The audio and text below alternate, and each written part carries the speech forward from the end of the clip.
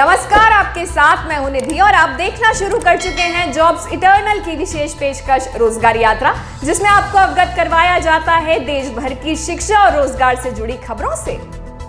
केंद्र सरकार और राज्य सरकार के द्वारा शिक्षा के क्षेत्र में स्टूडेंट्स के लिए कई स्कॉलरशिप योजनाएं चलाई जा रही हैं। इसी क्रम में केंद्र सरकार के द्वारा वर्ष 2008 से 9 में राष्ट्रीय मीन्स कम मेरिट छात्रवृत्ति योजना की शुरुआत की गई थी, जिसे जारी रखते हुए 2022 से वर्ष 2027 यानी अगले 5 सालों के लिए बढ़ा दिया गया है।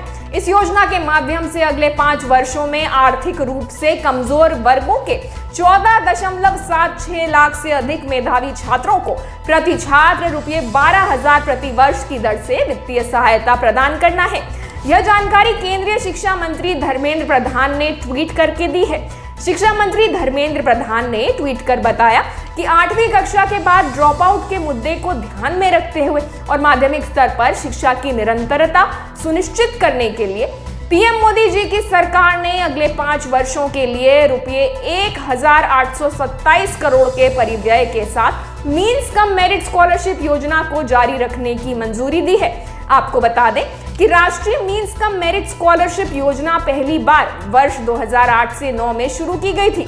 तब से लगभग 22.06 छात्रवृत्तियां स्वीकृत की गई हैं। शिक्षा मंत्रालय के एक बयान में यह कहा गया है, योजना के विस्तारित चरण का उद्देश्य 14.76 लाख छात्रों को छात्रवृत्ति प्रदान करना है।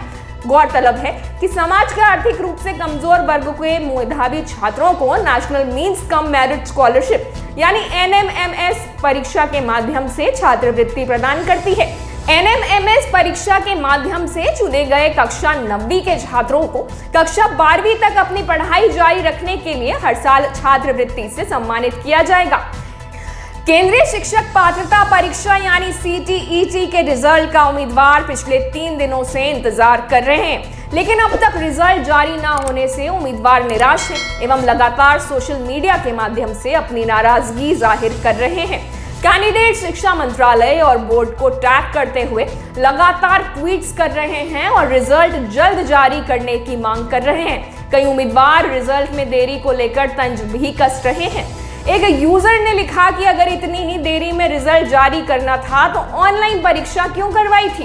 एक अन्य यूजर ने लिखा कि पहले 15 दिन में रिजल्ट आ जाते थे, अब परीक्षा ऑनलाइन हुई है तो 1 महीने में भी रिजल्ट नहीं आ पा रहा है। ऐसे में ऑनलाइन एग्जाम का क्या मतलब है। कई अन्य उम्मीदवारों का कहना है कि पिछले 2-3 दिनों से वह लगातार वेबसाइट पर विजिट कर रहे हैं, जिससे उनके समय का नुकसान हो रहा है। उम्मीदवारों ने मांग की है कि CBSE को रिजल्ट जारी करने की डेट और समय बता देना चाहिए। भर्ती संस्थाओं में भ्रष्टाचार और बेरोजगारी के खिलाफ मोर्चा खोल चुके प्रतियोगी छात्र भर्ती परीक्षाओं में 2 अतिरिक्त अवसर देने की मांग पर अड़े हुए हैं। प्रयागराज में प्रतियोगी छात्रों का कहना है कि कोविड के कारण जो छात्र परीक्षाओं में शामिल नहीं हो सके और ओवर एज हो गए, उन्हें हर साल में 2 अतिरिक्त अवसर मिलने चाहिए। इस मसले पर छात्र जल्द ही प्रयागराज में बड़ा आंदोलन करने की तैयारी में है। वहीं लखनऊ में जारी आंदोलन में भी यहां से बड़ी संख्या में छात्र शामिल हो रहे हैं। प्रतियोगी छात्र मांग कर रहे हैं कि वर्ष 2020 और 2021 में केंद्रीय एवं राज्य स्तरीय परीक्षा देने वाले अभ्यर्थियों को अधिकतम आयु सीमा में 2 वर्ष की छूट दी जाए और सभी परीक्षाओं में 2 अतिरिक्त अवसर प्रदान किए जाएं। साथ ही देश में तेजी से बढ़ रही बेरोजगारी के मद्देनजर पदों की संख्या भी बढ़ाई जाए और रोजगार के लिए भटक रहे सभी युवाओं को बेरोजगारी भत्ता दिया जाए। कर्मचारी चयन आयोग, उत्तर प्रदेश अधीनस्थ सेवा चयन आयोग और बैंक की परीक्षाएं तय समय में पूरी कराई जाएं। अभ्यर्थी चाहते हैं कि सरकार उनकी मांगों को गंभीरता से विचार करे, उन्हें राहत प्रदान करे। इन मुद्दों पर छात्रों ने 19 एवं 20 फरवरी को लखनऊ में आंदोलन करने की घोषणा की थी, जिसमें प्रयागराज से भी अभ्यर्थी होने लखनऊ गए हैं। वहीं प्रतियोगी छात्र संघर्ष समिति के अध्यक्ष अवनीश पांडे का कहना है कि भर्ती परीक्षाओं में 2 अतिरिक्त अवसर के लिए कई सांसदों और विधायकों से गुहार लगाई गई है, जिसके बाद उन्होंने प्रदेश सरकार को पत्र के माध्यम से सिफारिश भी भेजी थी, लेकिन अब तक कुछ नहीं हुआ है। जल्द ही इस मुद्दे पर प्रयागराज में बड़ा आंदोलन किया जाएगा। अब बात करते हैं देश में निकली सरकारी नौकरियों के बारे में। उत्तर प्रदेश राज्य विद्युत उत्पादन निगम लिमिटेड यानी UPRVUNL ने जूनियर इंजीनियर सहित विभिन्न पदों पर भर्ती से संबंधित एक महत्वपूर्ण नोटिस जारी किया है।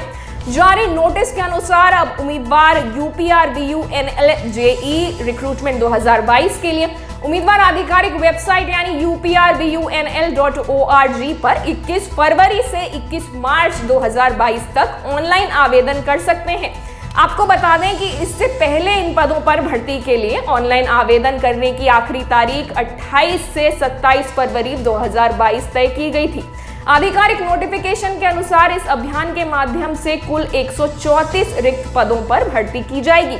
असिस्टेंट अकाउंटेंट और केमिस्ट पदों पर भर्ती के लिए उम्मीदवारों की आयु 21 साल से 40 साल के बीच होनी चाहिए। वहीं अन्य पदों के लिए न्यूनतम आयु 18 साल और अधिकतम आयु 40 साल निर्धारित की गई है। जूनियर इंजीनियर पदों पर भर्ती के लिए उम्मीदवार के पास किसी मान्यता प्राप्त विश्वविद्यालय या संस्थान से संबंधित विषय में डिप्लोमा होना चाहिए। वहीं केमिस्ट पदों के लिए केमिस्ट्री में MSc की डिग्री होनी चाहिए। जूनियर इंजीनियर पदों पर चयनित उम्मीदवारों को लेवल 60 के तहत 44,900 रुपये महीने का प्रारंभिक वेतन दिया जाएगा। विस्तृत जानकारी के लिए आप जॉब्स इटर्नल की वेबसाइट पर जा सकते हैं। भारतीय नौसेना में शामिल होने का शानदार मौका है। भारतीय नौसेना द्वारा ट्रेड्समैन यानी कुशल के पद पर 1500 से ज्यादा रिक्तियों को भरने के लिए भर्ती अभियान चलाया जा रहा है। इच्छुक और योग्य उम्मीदवार इंडियन नेवी की आधिकारिक वेबसाइट यानी joinindiannavy.gov.in पर जाकर निर्धारित समय में ऑनलाइन आवेदन कर सकते हैं। नोटिफिकेशन के अनुसार इस भर्ती अभियान के माध्यम से ट्रेड्समैन पदों पर कुल 1531 वैकेंसी भरी जाएंगी।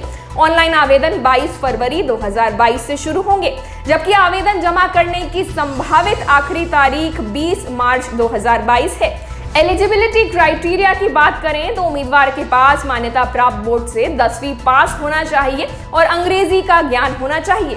इसके अलावा संबंधित ट्रेड में अप्रेंटिस ट्रेनिंग पूरा करना होगा या सेना, नौसेना और वायुसेना की उपयुक्त तकनीकी शाखा में 2 साल की नियमित सेवा के साथ मैकेनिक या किसी समकक्ष पद के रूप में काम किया होना चाहिए।